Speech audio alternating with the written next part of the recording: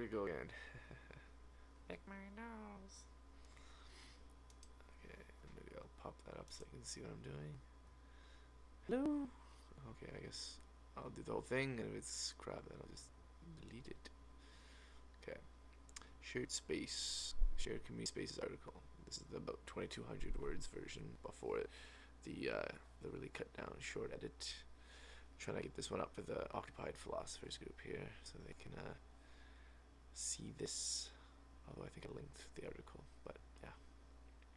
Short few years ago, I had a great experience of being involved with a cafe, which was operating as a workers' cooperative at the time, and it got me interested in how to create this kind of community in a shared space. And now I'm writing to tell you why I think such spaces are a great idea. You might say efficiency, and sometimes necessity, but the logistics and frustrations of sharing a space may make you wonder if this is really a good thing or not. But creating a community in general is very much about finding a way to live your life and do your work more in accordance with your beliefs and values. When we talk about infrastructures of resistance, or groups of activists or idealists creating communities in this way, sometimes this is done hoping these communities will change the world or create alternatives to the status quo. There are a few kinds of problems in the world today that such a space would address. Our culture in many ways has become superficial. Advertising has groomed a generation of consumers obsessed with the next best thing, trying to fulfill deeper spiritual needs of meaning and relationship with self-esteem and purpose that fulfills our sense of identity and ego in the only way that we've really learned how. Despite being unfulfilled in many ways, people struggle to feed the urge to belong and feel a part of something. But in this superficial environment that lacks respect for people's essential being and their uniqueness and worth in a non-material and non-comparative sense, their creativity and individuality is stifled. The story itself is an old one. The rich getting richer, the poor getting poorer. The people with material power taking from those weaker than themselves. Seeing this, people often become disillusioned with the deception and inauthenticity when they search for enlightenment and wisdom. Instead of a tolerant spirituality about these higher ideals that seem to be missing, they often find instead dogmatic ideology, people more concerned about being right than doing right. Stephen Covey talks about two main trends in self-improvement: the personality ethic and the character ethic. In the personality ethic, people seek to behave and appear in a way that gets their needs met, an ideology of the ends justify the means, even if you are not being sincere about who you are or what you want. In the character ethic, the idea is that character, built on working on certain virtues in line with your values, is something you achieve over a lifetime, that how you reach the goal does matter. In fact, in a spiritual sense, if you feel the material world is transient, something meant to teach our souls something, the how may be far more important than if you really succeed in the end. So in this way, when one is more honest, there's no need to manipulate people to get what one wants, because others are more inclined to trust and work with you. Sometimes people are aware of many of these problems, but essentially feel defeated, that it's hopeless, that they don't have the know-how or resources to live outside the system. With globalization and the information age, as much as it has become easier to communicate with one another, that communication has often become less meaningful, leaving people feeling isolated and disconnected from each other, desperate to cling to whatever sense of community they have. How can shared community spaces solve all this? Essentially, it is a paradigm shift, starting in a smaller community that, when nurtured, becomes an indestructible idea that can inspire people to greater things. Of Donald Meadows' 12 leverage points to intervene in a system, changing the paradigm is considered the most powerful way, with a shared space with respect and tolerance, but which allows people to express themselves within ethical constraints. People can communicate, begin to trust one another, and have space to develop their uniqueness and individual talents.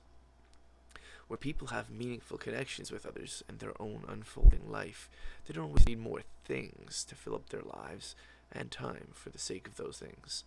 When people disconnect from the materialistic and comparative view of the world and themselves, they can value themselves and one another more for who they are, not what they have, what they do, what race or gender they are, with their ability or disability. People's work can become a calling, a passion, an exploration, instead of enslavement to what is necessary for one's safety and next meal. A workers' cooperative can give people the ability to have more of a say in their workplace and work, and more ownership and investment in the work that they do. When people don't have to see themselves as good, that's not a good sign. I'm starting to yawn. My own self. It's getting late though. When people don't have to see themselves as good in relation to being worse than or better than others, they don't need to oppress others to constantly assure themselves of their own worth. It is easier to have hope when it seems like the things that you say matter, and you have agency to do things to make your own life better. Even more so when people know they can take care of themselves in a way that is in line with their values. Stephen Covey gives a personal example of how a paradigm shift can help change the world. Their son is weak and an underachiever. They're constantly trying to protect him. All the while, little do they realize they're projecting this negative expectation on him that he cannot succeed based on their own anxieties about being good parents, as reflected in his success. As they come to realize this, they and do work on themselves to assert their own self-worth in different, more positive ways, and take steps to project confidence in their son, the expectation that nothing is wrong with him and he is good enough. A miraculous transformation occurs. He begins to bloom into a star athlete, an A-plus student, a socially well-adjusted young man with many friends. So the paradigm shift starts with examine. I know I should fix that sentence before it's too run on and whatever. So the paradigm shift starts with examining our own perceptions, whether through meditation or other forms of reflection, and through transforming them, we begin to transform ourselves, our close interpersonal relations, expanding outward to the village, the country, the world. As Claude Ancient Thomas says, I cannot think myself into a new way of living. I have to live myself into a new way of thinking. Sounds a little impossible though, doesn't it? Change the world by focusing on the man in the mirror. This is where a lot of you may scoff, but there are energetic connections between the large and the small, which are often imperceptible in normal situations. James Redfield uses the term synchronicity, first coined by the psychiatrist Carl Jung, to describe a spiritual causative principle that moves people's lives meaningfully forward when they're in line with their life's purpose and a higher vibration. Seeming coincidences happen at just the right time, the job offer you need, the phone call with just the right information.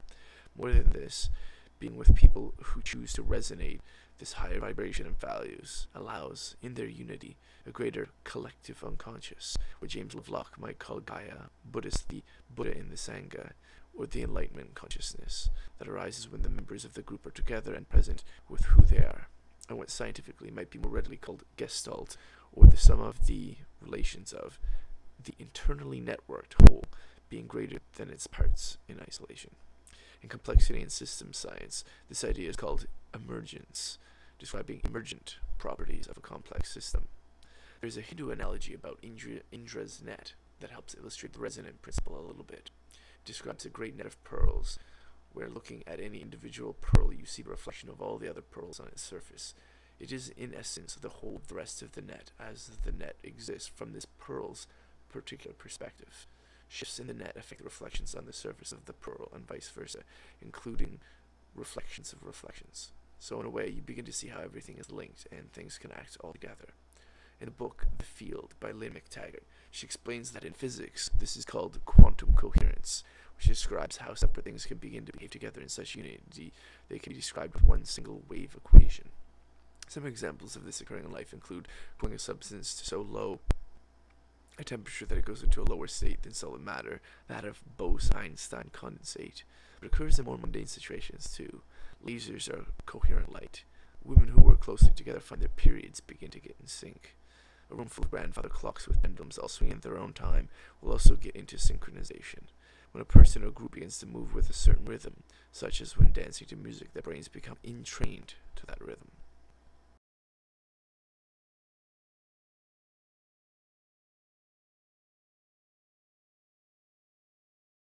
Do not necessarily limit this capacity as you might think. Quantum entanglement is a process whereby two particles interact and become linked. For instance, if one is in upspin, the other one is in downspin.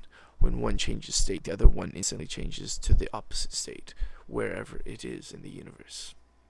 The world around us sometimes seems mundane, but I have heard it said, we are all made of stardust, remnants of exploded stars whose nuclear fuel got split across the universe. Imagine being connected to particles in far-flung parts of the universe, as different sides of an exploding star went in opposite directions billions of years ago, or simply even that the particles that we breathe, that we eat, and make a part of us, once part of other things, other living organisms. Here's an interesting anecdote. A tapeworm was taught a maze and then ground into tiny pieces and fed to another tapeworm. Without being exposed to this maze before, it had acquired the ability to navigate the maze as the previous tapeworm had. So I guess I'm suggesting that we're all an integral part of an evolving universe, and that small things can still be very meaningful on any scale. As a minor caveat, I think that tapeworm analogy may not be exactly accurate. I looked it up and it comes from somewhere, but may not have been transmitted entirely accurately where I read it from originally. So maybe I will put the article somewhere and put the link that goes into that whole thing somewhere. Okay, I mentioned infrastructures of resistance, but what I mostly mean is structures of positive change in a community in the world. Why is this distinction important? In native tradition, there is a story of two wolves battling inside a man's heart, one of good and one of evil. The boy asks, "So which one will win?" The elder says, "The one I feed." In Buddhism, the idea is expressed as water the flowers, not the weeds, which is an admonition to focus on letting people know when they're doing well rather than when they're not doing well. Robert Vibert differentiates between pushing away, suppressing, and letting go of something. In pushing away, one is actively setting the intention to not do something or think something. Creating new neural pathways is all about suppressing it, but which only ties us more firmly to this idea. Vesna Scott cites Robert Fritz and his book, The Path of Least Resistance, the solution creation process as differentiated from problem solving. The solution creation process as differentiated from problem solving. This idea is explained in terms of the idea of creative tension that a goal creates in response to a problem with competing goals. This creates a dynamic where one bounces between serving different goals, and often the response is to limit the intensity of seeking these goals in order to find a certain level of stability. However, with conscious awareness of what these different goals are and what problems they arise from, one can find a way to resolve these processes, continue to seek these positive goals, simply by making goals complex enough to accommodate each other. Example of competing goals might be eating well and remaining slim. Tip for that, by the way.